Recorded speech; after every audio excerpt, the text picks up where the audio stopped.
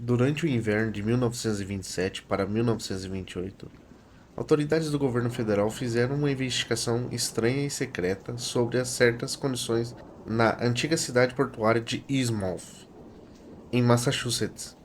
O público tomou conhecimento dela em fevereiro, depois de uma extrema série de batidas policiais e prisões, seguidas de exploração e queima deliberadas.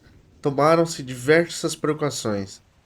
De um número imenso de casas arruinadas, carcomidas e por suposto vazias na orla marítima abandonada, as almas pouco curiosas tomaram essa ocorrência como mais um grande enfrentamento da guerra intermitente contra as bebidas alcoólicas. Os leitores dos jornais mais sagazes, porém, espantam-se com um número prodigioso de prisões, extraordinária força policial mobilizada para o efeito de sigilo que cercou a comodidade dos detidos. Nada foi noticiado sobre o julgamento ou sobre as acusações definidas, e nenhum cativo foi visto depois dos inocentes em qualquer prisão regular do país. Ocorreram rumores sobre doenças e campos de concentração, e mais tarde sobre a dispersão de pessoas por vários presídios navais e militares.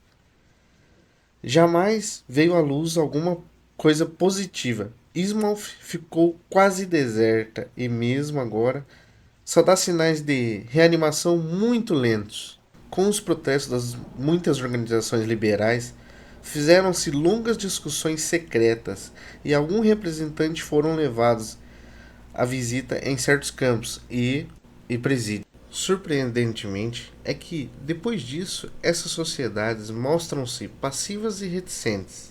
As autoridades tiveram mais dificuldades para lidar com os jornalistas, mas esses, no geral, parecem cooperar com o governo no final. Somente um jornal, um tabloide, não muito respeitado em virtude de sua política sensacionalista, mencionou o submarino de águas profundas que lançou torpedos no precipício marinho pouco além de Devil Reef. Essa notícia, recolhida por acaso em um antro de marinheiros, apareceu com um efeito muito exagerada, pois o Recife baixo e negro fica em mar aberto e 2 quilômetros a meio do porto de Exmouth. Moradores de toda a região das cidades vizinhas cochicharam muito entre si, mas disseram muito às pessoas de fora. Eles falavam da moribunda e quase deserta Exmouth, quase um século, e nada de novo poderia ser mais monstruoso ou extravagante que já havia cochichado, insinuando anos antes. Muitas coisas haviam-lhes ensinado a serem discretos, e não tinham a menor justificativa para aprisioná-los ademais. Eles sabiam, de fato, muito pouco, pois pântanos enormes, salgados, desolados e desertos mantinham os vizinhos afastados de Ismouth, pelo lado do continente. Mas eu vou desafiar, enfim, o silêncio que se impôs sobre o assunto. As conclusões, estou certo, tão cabais que nenhum dano público, salvo ou um temor de repugnância, poderá advir do que aqueles policiais horrorizados encontraram em Ismouth durante sua batida. Além do mais, o que foi encontrado pode ter mais de uma explicação possível. Não sei quanto a história toda me foi contado. Eu tenho minhas razões para não querer ir a fundo dessa questão.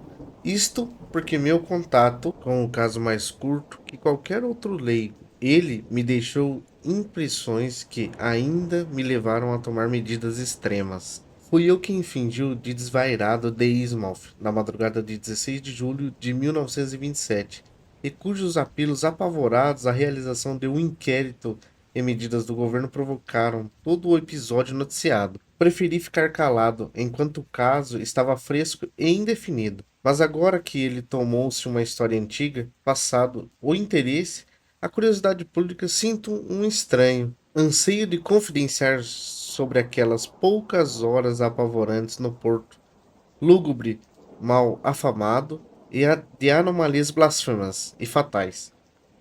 O mero fato de contar-me ajuda a recuperar a confiança em minhas faculdades mentais e me tranquilizar de que não fui o primeiro que sucumbiu a uma alucinação pavor e contagia. Ajuda-me também na decisão sobre certa ação terrível que terei de empreender. Eu nunca ouvira falar de Ismouth, até o dia em que vi pela primeira vez e até agora, última vez.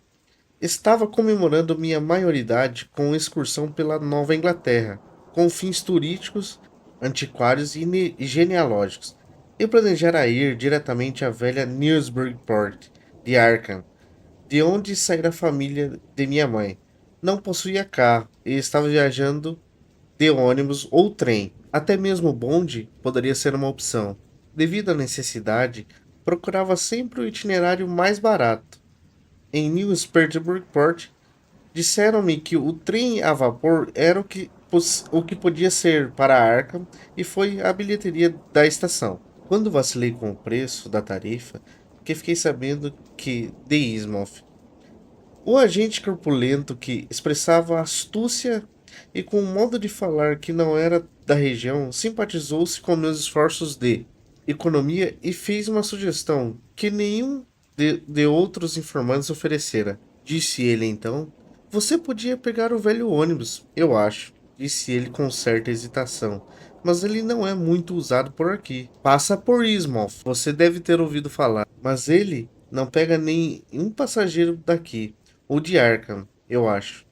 É um espanto que ainda continue rodando. Acho que é bem barato, mas nunca vi mais de duas ou três pessoas nele. Ninguém fora. Aquela gente de Ismouth sai da praça, da frente da farmácia de Harmond às 10 da manhã e às 7 da noite, se não mudou ultimamente. Parece como uma maldita ratoeira. Nunca entrei nele. Esta foi a primeira vez que ouvi falar da misteriosa Ismouth. Qualquer referência a uma cidade inexistente em mapas comuns e não listada nos guias recentes teria me interessado. E a curiosa maneira alusiva do funcionário expressar-se despertou em mim uma verdadeira curiosidade. Uma cidade capaz de inspirar tal aversão em seus vizinhos, pensei, deve ser pelo menos incomum e merecedora do interesse de um turista. Se ficasse antes de Arkham, eu desceria lá. Por isso pedi ao funcionário que me contasse alguma coisa sobre ela. Ele era muito ponderado e falava como se sentisse um pouco superior ao que dizia. Ismouth, bem, é uma cidadezinha muito estranha, uma embocadura de Manchete. Era quase uma cidade, um porto, e tanto antes da guerra de 1812, mas tudo foi ficando muito arruinado nos últimos 100 anos. Não tem mais ferrovia. A empresa BEM nunca passou por lá. E o ramal Roney foi abandonado anos atrás. Mais casas vazias do que gente por lá, eu acho. E sem comércio digno de menção. Fora a pesca de peixes e lagostas. Todos negociavam em geral aqui em Arkham ou em Spruits. Eles já tiveram algumas fábricas, mas agora não resta nada, exceto uma refinaria de ouro funcionando de maneira bem precária. Essa refinaria, porém, era grande, e o velho Marsh, o dono, deve ser mais rico do que Creso. Velhote estranho, eu acho. Ele fica sempre trancado em sua casa. Acham que ele pegou alguma doença de pele ou deformidade, depois de velho, o que obriga ele a se ocultar. Neto do capitão Obed Marsh, que fundou o negócio, sua mãe parece ter sido uma espécie de estrangeira. Dizem que insulana dos mares do sul, pois houve muitos falatórios quando ela se casou com uma garota de Spruit há 50 anos. Sempre fazem isso com gente de Ismouth. Os rapazes da região sempre tentam esconder que tem sangue de Ismouth nas veias. Mas os filhos e netos de Marsh se parecem com qualquer um, até onde eu posso perceber. Já me apontaram eles por aqui.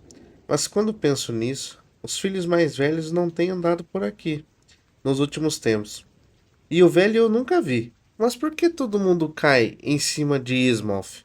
Bem, meu rapaz, você não deve levar muito a sério o que as pessoas dizem aqui. Elas são duras de começar, mas quando começam, não param mais. Elas vêm contando histórias sobre Ismouth. Bom, em geral, aos cochichos. Nos últimos 100 anos, eu acho. Imagino que elas têm mais medo que outra coisa. Algumas dessas histórias fariam você dar risada sobre o velho Capitão Marsh ter feito pactos com o diabo, trazendo duendes diretamente do inferno.